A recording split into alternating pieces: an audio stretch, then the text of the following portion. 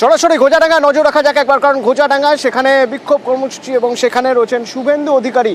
বাংলাদেশ পরিস্থিতি নিয়ে বিক্ষোভ কর্মসূচি, সেখানে শুভেন্দু অধিকারী। আরে তোদের উপরে আমরা নির্ভর করি না, রাজাকারের নাতি, রাজাকারের নাতি, পাকিস্তানের অবৈধ সন্তান,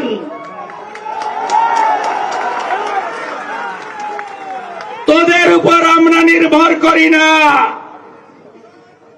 আমাদের উপর তোরা নির্ভর করেন। মোল্লা ইউনূস, ভালো করে শুনে রাখো।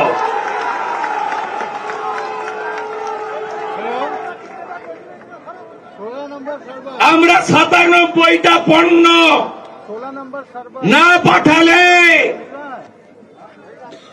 তোদের ভাত কাপড় জুটবে না। ঝাড়খণ্ড থেকে উৎপাদিত বিদ্যুৎ ফরাক্কা দিয়ে না পাঠালে ৮০ গ্রামে আলো জ্বলবে না বলে ৪ ঘন্টায় কলকাতা দখল করব।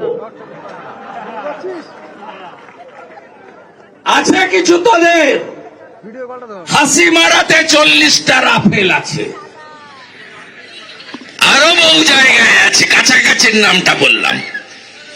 মাত্র ২টো রাফেলকে যদি উড়িয়ে দেয় ভারত, প্যান্টে বাথরুম করে ফেলবে ওরা। কালকে বলছিলাম সাংবাদিকদের, ঢাকা থেকে ৩০৩ লক্ষ হাতে টানা রিক্সা বেরিয়েছে, কলকাতা দখল করবে।